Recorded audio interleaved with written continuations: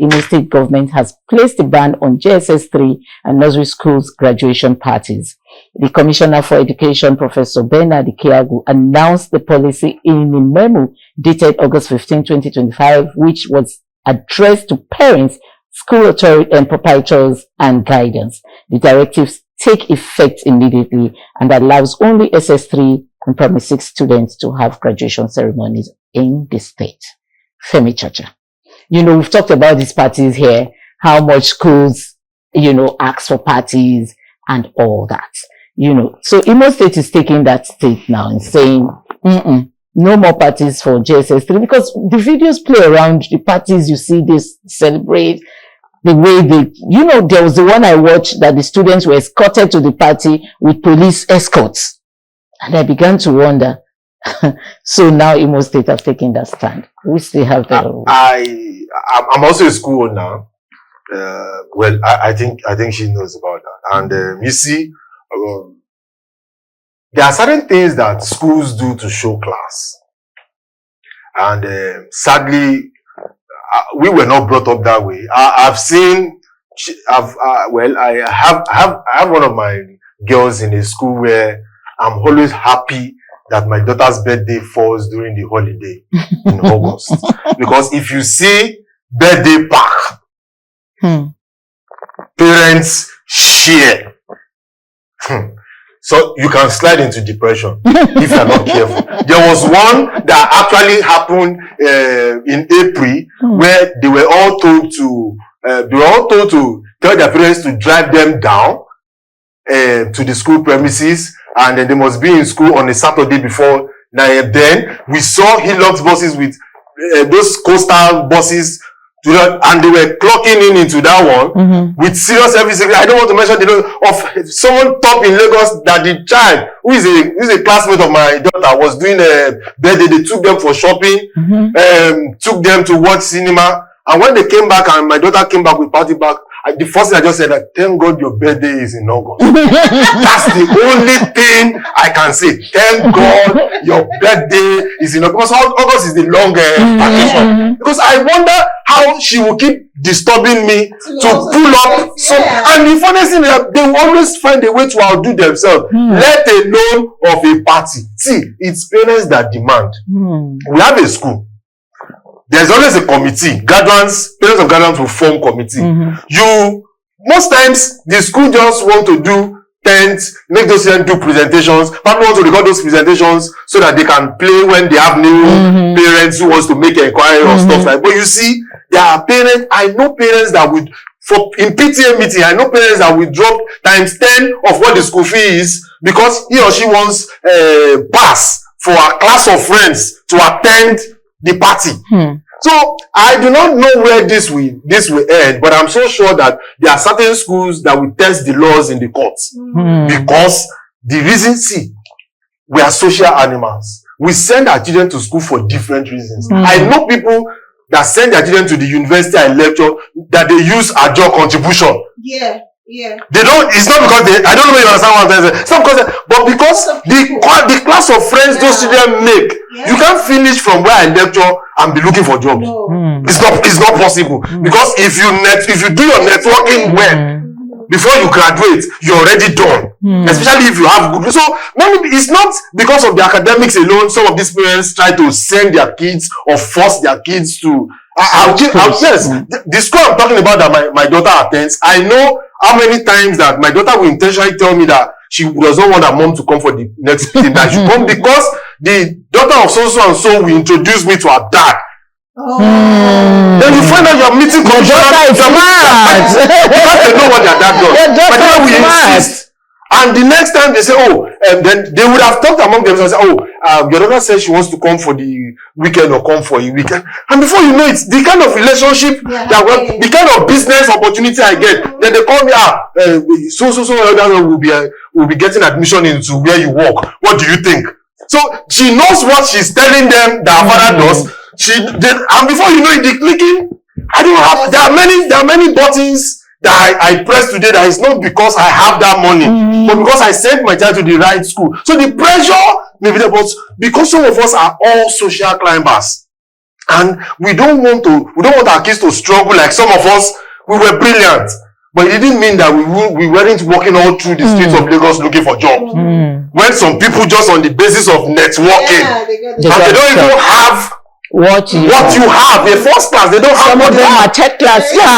But because they have used networking so well, so some people are thinking in that direction. However, too much of everything is bad. That's where I now want school owners like myself. What we do in our own school is that once a parent is mounting pressure like that, we can say, okay, please, you can make donations, but we won't pressure everybody to do certain things. You can make. I know parents that make donations of blocks of classrooms just because they want their name to be inscribed on it. Now imagine such parent now being PTA chairman and saying everybody must pay 1 million so that we can build so. That is how some people want to go to. So Imo State, I know private schools, precisely NAPS, will test the courts because most of them make serious money from that part. Donations from parents. Most of them make serious money, and school is not as lucrative as before. Because if you look at how much you charge, how much you have to pay based on the minimum wage, school is not as lucrative. So most schools make money from these parties. Okay, all right. So I want to break from this angle, Matthew. Now, from his statement, he directed that school proprietors should also stop this yearly change of textbooks so that the younger ones or people you can actually hand out your textbook to somebody else to use, which reduce the cost of education for people and parents. He's also saying that should start effective immediately. Do you think that's a good, for me, I feel like it's a good step, but do you think that's a good step? I'm going to ask you to, Chacha, because you are in this sector. I think it is a good step. It's the right step in the right direction. But looking at the first angle from where you started, you look at areas based on its peculiarity. As a government, they may have some level of intelligence that are not available, that the public is not privy to. Though it's unfortunate that they didn't divulge most of the reason that informed their decision or rather that policy. But still take into consideration that Southeast is a region that is ravaged by insecurity currently.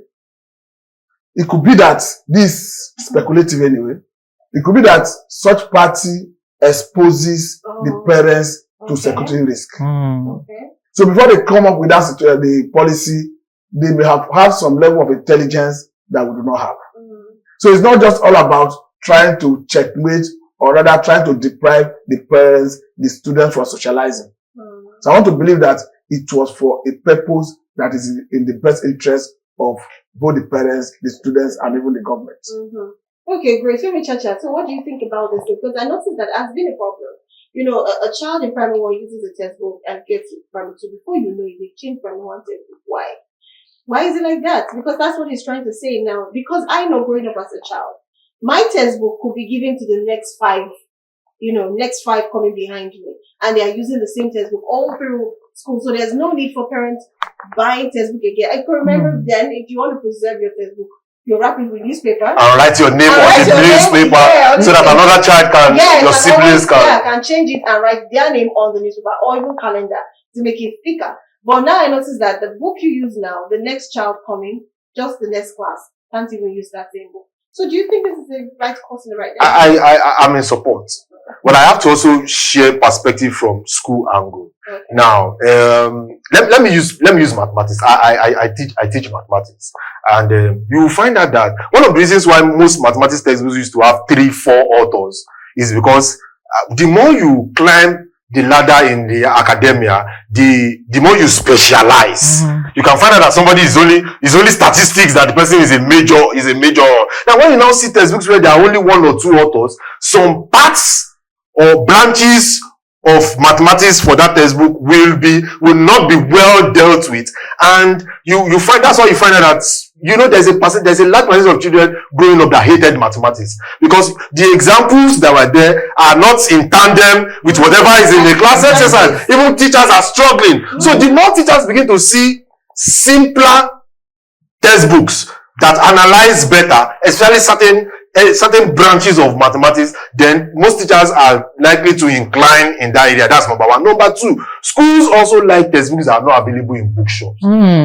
So they because provide. it helps them to inflate, charge what they want. So that I know books that you can't find in bookshops that they supply to Only school. to the Yes, schools. and you know the funny thing, most times because of piracy, those publishers too also will now run out of money or run out of funds. Then that book will no longer be available for the next year. There is a book that is actually bestseller for those that want to do common entrance and the likes. But at the moment, that book is not available for like 2 years because the publisher ran into debts. The publisher went ahead to the supply schools and will even put stamp and signature on it. So that they can, and they come to schools, they check if it's not theirs, they will sue the school to see how much. But excuse me, there are people that piracy is where they are making money. And schools like to buy cheap and sell at the same amount that they're supposed to buy from them. So once publishers begin to checkmate, schools will now hands off that book and then recommend to another one that is probably cheaper and they can still sell for the same price. That's number two. So the first reason I gave is sometimes some textbooks treat some topics better, and I use mathematics like as a very good. Let me just ask, what's the best mathematics book right now? It depends. It depends on if it is in grade 8. But you know, I'm at the upper levels right now. So I'm no more in touch with secondary or primary stuff. So now the third reason why schools do that again is because most of these books now come with workbooks. When we were growing up, there were no workbooks. They were just textbooks and you solve in your notes. But now most of these books come with workbooks and they force children to solve or write answers in the workbooks. And because you've written answers in your workbook, the workbook is not transferable. Except even if you write with pencil, the teacher already marks with a red pen. It's no longer possible to use. So except publishers now are willing to sell workbooks, which they don't want to do. Because if they try to sell workbooks, then they will run out of stock as far as the real textbooks is concerned. So those are the three major problems. But do we have solutions? Yes. I'm of the opinion that, especially as regards the textbooks covering different areas, some of these publishers should do free seminars. If you do free seminars and bring people that has that area of specialty and you analyze why your textbook is the best, people will, and you do it regularly, people will not only because of money or because of lack of availability choose you as a publisher, but because of the value you give back to teachers of that subject. So I think that's a way forward for publishers. Then secondly, I also think schools is only first time that you see schools making so much money from uniform, textbooks, and they even want to force people. You see a 9-year-old child carrying like 15 textbooks and having hunchback. I don't buy all of these stuffs. But then you see them doing quantitative. There's even non-quantitative. There's a verbal. There's non-verbal. Then you now begin to ask yourself, why will all these children read all these things in their head? So I'm of the opinion that even though we are trying to make our children more intelligent by aligning with the Western world, I think they must find a way to what's the right word now? Nationalize the context of what we read, because we are far ahead, irrespective of how parents do. So parents should not just accept things thrown at them hook, line, and sinker. Attend PTA meeting, ask questions. Which of these textbooks are important? Which of them can I? No, but Mr. Femi Chacha, the school will always say all the textbooks are important. I agree. But you have to ask questions. My child that is in science, I know what to buy. Physics, chemistry, biology, maths, English. Because you will now find, and that's why abroad, if you write just for like A levels, just 3 subjects, and you get admission. Instead of 9, 10 subjects that you end up not having any meaningful impact in your So career. how can government come into this? Where government now needs to come in. The problem we have with government is that they are not even improving curriculum. They are not playing that role. Because the people we have sitting on those seats are probably not even academics. They're not academics, so they are not upgrading curriculum. I know schools that are designing curriculum by themselves to be able to be miles ahead, and it does not align with government's curriculum. It's far ahead of government's curriculum. So there will be little to what government wants to do when ours is even better than what government is presenting. So I'm of the opinion that government should now, it's everywhere. You find that even the Minister of Education we have right now is not even an academia.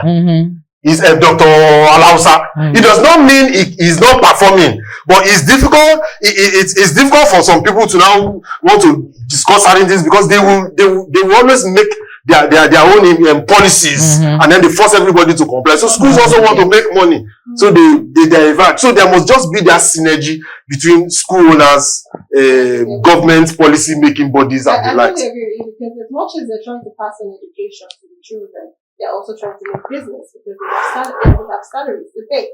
So I agree with that. Let's pick this call and read some messages. Hello, good afternoon. Hello, good afternoon. Good afternoon, sir. What's your name and where are you calling from? Yeah, so I'm Dr. David. I'm calling from Kenya in Lagos. Okay, please go ahead, sir. We're listening.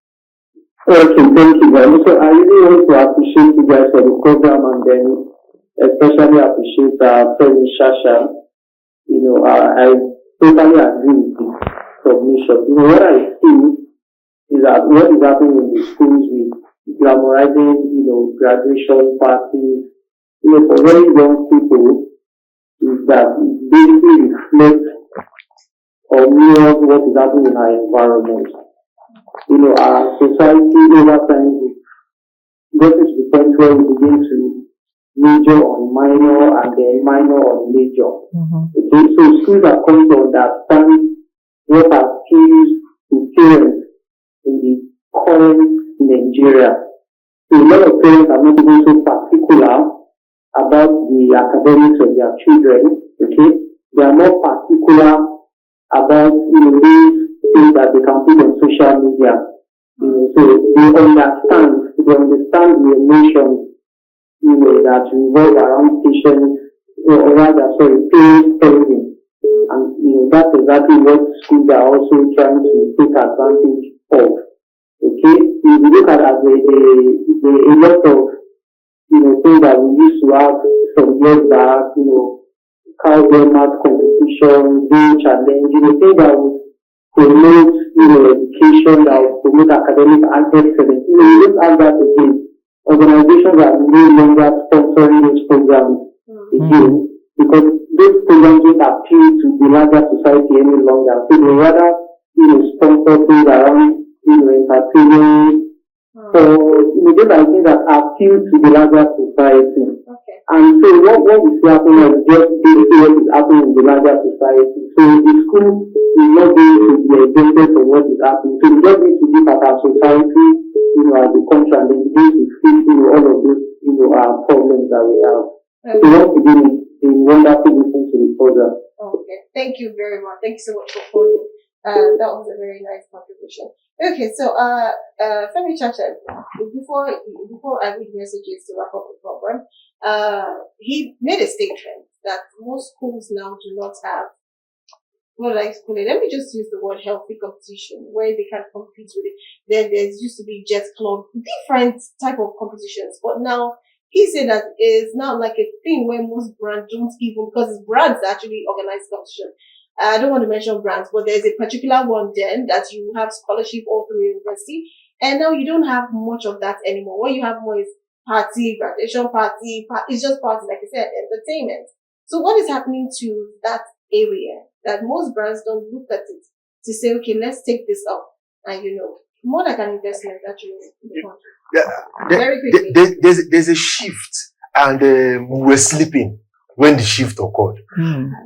Parents that are very focused on their children's academic are actually basically from poor backgrounds. And because they want those children to succeed, to lift them out of poverty. Parents from average are not concerned if their average family are not concerned if their child is first position, second position, or third position. They just want to make sure that the child is afloat, the child is above average, and the child is responsible. The child does not behave like a non-entity or hoodlum, be that as it may. The children from very extremely rich families do not care if their child's grade is actually horrible. or not, provided the child is average and slightly floating above average, below average, but at worst, average. And the reason why they send their children to school is for class, is to meet people, because job is already waiting for that child, even if the child graduates with a third class. So now, it has defeated the primary reason for education, because everybody is coming together for different reasons. And until now, what we were having before was that each of them, because public schools were best, each of them, despite having different reasons for wanting to go to school, they were going to the same school. But now, every one of them is now finding their own class, where they can now meet their own class. So that is why that distortion is happening. And no rich brand will now want to go to that lower class, where the real brilliant ones are, to pick and sponsor. They would rather, because the parents that are actually working for the rich brand are actually in that social level. I don't know if you get what I'm saying. That's why some of us that are at the forefront of this advocacy were angry. You want to do a debating competition and the price tag is 5,000 or 50,000 naira. But to be naked on TV for 3 weeks or 4 weeks, you want to win millions. Then you now tell me that education is the key and you have stolen the padlock. You just broke a table now for me. Well, I understand where you're coming from when you have influences. Or like recently, I will congratulate Rema for his last song when they had a challenge. It was a free. I think painters of Buffet, I don't know, they won the millions of naira in dollars actually. Wow. That was good. That was a good one. But most times you see ladies with, like you said, you have to go naked, then they win the millions. Anyways, let's go back to what was it. Let me just read messages so we can wrap up. This one says, good afternoon. For once, Governor Uzodinma has done the right thing. And our federal government should effect this too, especially the Unity schools and Command Secondary School, where my children attend. They should enforce all schools to allow children use each other textbooks, just as Imo governor did. Another one says, while she was speaking, I saw lies written all over her story. It's a shame. Stella from Coca Aguda. Well, that means this person does not believe comfort story. The last message for today is someone says, good afternoon, sir. And Ma, can I get the WhatsApp number of the man in orange and blue cloth? Okay, and you said. Okay, I have a point later that he mentioned I want to discuss. If not, let him buttress the point. If a student stays under his teaching, he will not be looking for a job after schooling because of networking. Let me make that statement. So it's just seconds, please, because our time is up. He said he should explain that. What do you mean by people? People are looking. Okay, if a student stays under his teaching, he will not be looking for a job after schooling because of networking. I don't think it's under his teaching. That's not actually what I meant. But I think parents should begin to teach their children networking by actually networking themselves. You don't attend Sunday service, and when you come late without first coming early to interact and meet people. You do it consciously so that children can know how to do it. Then you close immediately and you are off, you are not teaching your children how to network. Those times are past. Because these are, if they don't learn those social skills, it will be difficult to. So you will see people sitting for the same interview, and somebody is well informed about what is going to happen. But because your mouth is closed, you can't relate freely. Then you will get there and you'll be looking like a monkey. Whereas networking would have solved. Do you know how much networking would have solved a lot of? You don't know who is going in first, but because you have created a very good, the person will come out and say, "Can I talk to you for 2 minutes?" The person just tells you one thing, and you are done. You are fine. So parents must teach their children networking, not just because of good job, but because it will always give you a ladder in life. But must this networking come from your kind of school? That's what the guy is saying. Oh, well, that's why the educational forwards is not the only area where you have to network. Yes, you have to just be conscious that you can do it on religious ground. There are top people that attend you, especially Muslims. No matter how big they are, they will still remove their shoes to go pray. We are the one that have to use your number 6 to find a way to network. You sit consciously. Sometimes when I'm moving into a town, I intentionally check certain things so that I can know how to network because I don't know who will help my children. Okay, and let's wrap up. We'd like to hear from Matthew about all of these things and the school. Well, you've already said that, you've already made your opinion. But I want to say that with what Femi has said, moving on, because this is from the educational sector, do you agree entirely with what he has suggested? It's relative. Okay. Even the networking he's talking about. you find out that most people who are in that category, they build security around themselves. Okay. An imaginary war that is even very difficult to assess them. Hmm. So there is a circumstance is easy. But at times, it's just that we're in a society where we build strong individuals instead of strong institutions. Ordinarily, you ought to get what you need to get on the basis of merit. But this part of the world, we promote mediocrity above meritocracy. And I think that is why it strives to say you must network before. Because what we are talking about is having undue advantage over even competence. So I think we should strive to build a society where competence pay. Please. Okay, competence is what we're looking at there. All right. So this last question, suggestion. This one says I'm someone from Imo State. Okay, this is a solution saying I'm supportive of the government in Imo State and of course close to Femi words. Well, we've come to the end of the show. Thank you everyone for being part of the show. Thank you for your messages and your calls. I'm sorry. Oh well, I'm sorry. Someone said I would like to call. Our time is up. Tomorrow we'll give time for more calls. But thank you so much for calling in. Thank you for your messages. We really do appreciate you for watching and being with us. And thank you also, Femi Chacha, for doing justice in the educational sector. Thank you for having me always. Thank you so much. And thank you so much, sir, for great analysis today on the table. Thank Thanks you. so much for being on the program. And while we've come today, like I said earlier on, I'll see you tomorrow when we'll talk about what's buzzing and trending is still on the buzz. Until then, do have a lovely day for yourself. My name is Rose Blossom. Bye for now. Started networking from where you are. Femi hasn't said it must be from the top. Wherever you are, from your church, from your classroom, anywhere, start your networking because actually the world is moving faster. Anyway, thank you for joining us on the bus this afternoon. My name is Patricia Uremugibre. See you tomorrow.